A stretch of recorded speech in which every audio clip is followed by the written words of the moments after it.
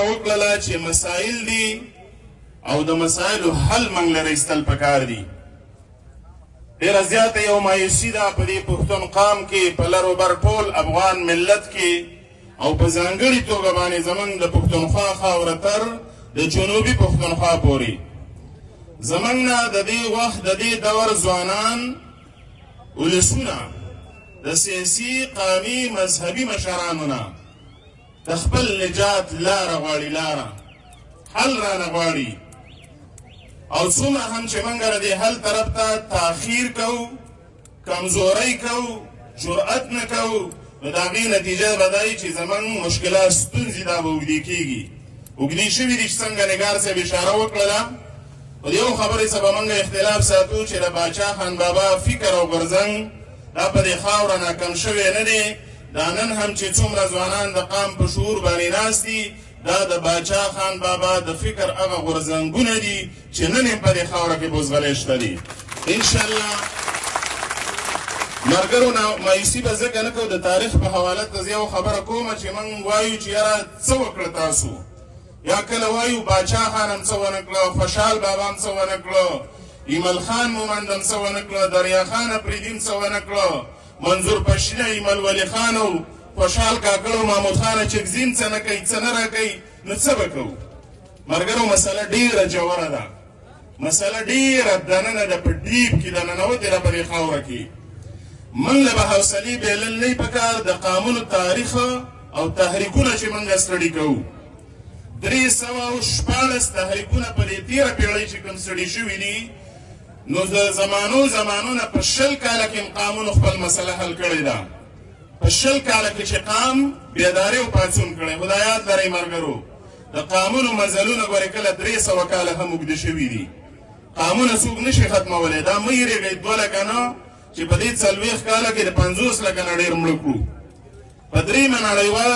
نړیواله جګړه کې 15 کروړه خلک یې ووژلو. په لومړي جنګ جهاني کې 3 کروړه خلک یې ووژل. قامونه نه ختمېږي په مړو باندې.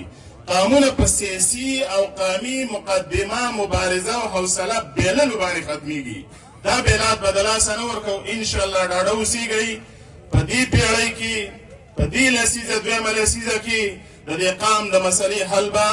راوباسي دا سیاسي مشران. او که مزل اوږد شو نو تر 300 کاله به انشاءالله مقابله کوو. خو دا خاوره او دا قام به ګټو، نه به مایوسه کېږو په دې خاوره باندې، ټینګېږو به په دې خاوره باندې. منظور پشین رول چې یو خبره وکړه، د هغه د احساس بیخي زموږ اتفاق دی چې که دا یو وطن ورته پرېږدو، ګوند ورته پرېږدو او مسله راڅه حل کړي. خو دا دې واوري، د دې پښتون افغان وطن 1 انچه خاوره چاته پرېږدو ته نه تیار، نه پرېږدو ته را خاوره. یو قانوني مقدمې، یو ټکی هم چې کوم دی په دې خاوره موږ پرېښودلو ته تیار نه. خبره هم جایز ده، مقدمه هم جایز ده. د یو خبرې سره منظور پشین موږ اتفاق کوو، زما فکر دا دی په دې کار وشي. په فلسطین کې ظلم دی، د فلسطین ملګري. په نوره نړۍ کې ظلمونه کېږي، د ټول قامونو ولسونو ملګري. پښتون قام هم مظلوم دی. د اسلام په رڼا کې، د پاکستان د آیین په رڼا کې، د نړیوال بشري قوانینو د جنیوا کنونشن د اصولو په رڼا کې مظلوم دی دا زموږ قام، او هم محکوم دی دا قام. وګورئ دنیا رانه نه ده خبر، دا واورئ، نړۍ رانه نه ده خبر. فلسطین ولې کامیاب دی؟ د فلسطین یو مړی دا ټوله نړۍ ته خبرېږي. او زما په دې خاوره باندې پروس کال په 10 د جولای باندې 80 علما او قارین مشران دا ټوک ټوک کړی شو. زما نه هېڅوک نه دي خبر. ولې؟ ځکه موږ خپله مقدمه نړیواله کړې نه ده. نو زموږ به منظور پشین رور ته راخواسي چې دا راتلونکې جرګه دا اسې جرګه نه، پکار دا ده چې د میډیا د لارې، د رسنۍ د لارې، د مختلفو انټرنیشنل رسنو د لارې د پښتون قام دا فریاد نړیوال کول دي، نړۍ ته رسول دي. نه زموږ په سیمه کې ملاتړ شته دی، هره مورچه موږ په دې وخت کې بېللې، او نه په ړلۍ کې زموږ د مسلې شاته ګورې څوک ودرېدل شته دی. او ریاست هم ظالم شوی دی په دې خاوره. دا واورئ، د ریاست شکل هم په جبر او ظلم په دې خاوره باندې ولاړ دی. موږ غوښتنه دا کوو، دا وړاندیز موږ لرو چې یوازې دا مسله د باجوړ تر حده نه ده چې په باجوړ کې موږ تجاویز وړاندې کړو. دا مسله د ګردې پښتونخوا ده، د لرو بر افغان وطن ده. د امونه تر د اباسین او د واخان نه تر د بولان، دا ټوله خاوره په دې بدبختۍ کې ښکیل ده د نړیوال سامراج او د ریاستي جبر اراده داره چې دا جبر د نوره موږ شي ستا په دې خاوره خو که موږ غواړو دا چې پنجاب پاکستان دی نو دې منلو ته به ریاست راولو چې پښتونخوا پاکستان دی کم پرمختګ او امن دې په پنجاب او سند کې ورکړی دا ماله دلته م راکړه نی راکې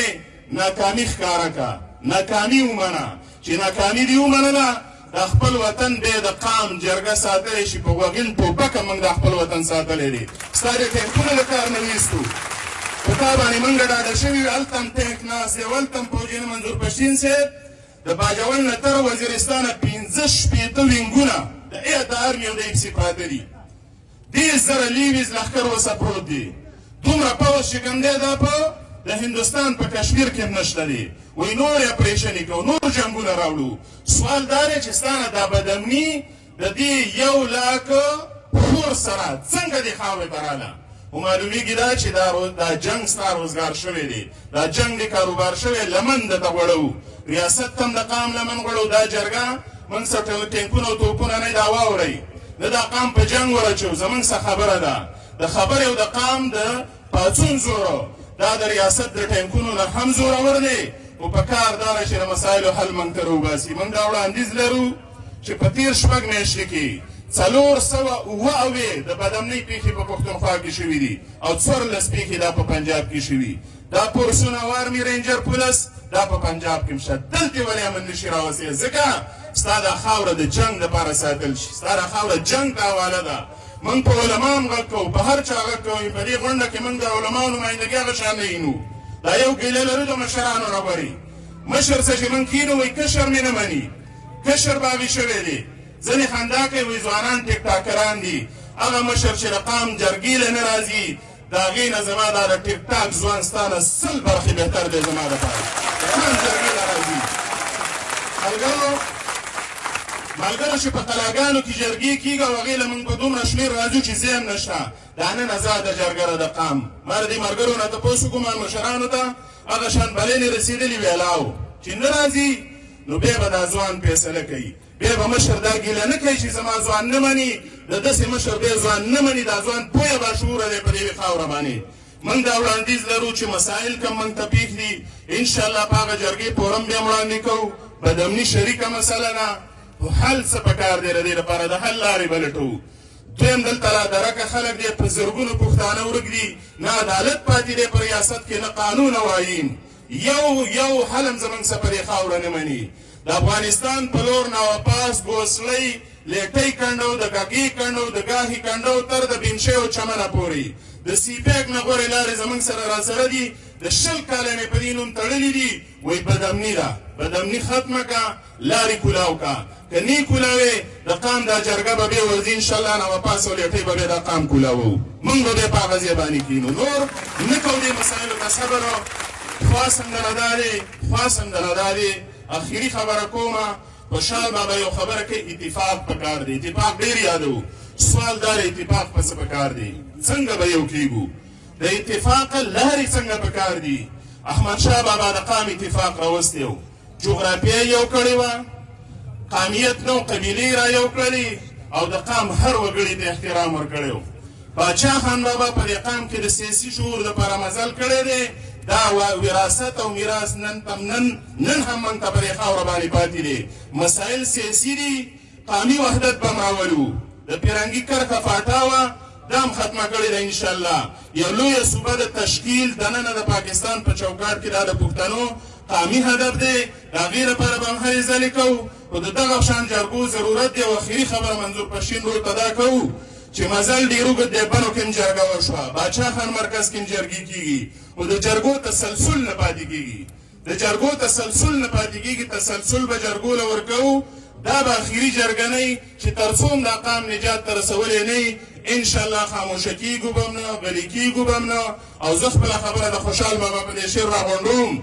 وایي نوراني که هغه ځای چې چېرته کښېني دا لږې که ډېرې وایي د دې برکت به راځي نوراني که هغه ځای چې چېرته کښېني پیرینات څلور یاران په مشورت ډېره مننه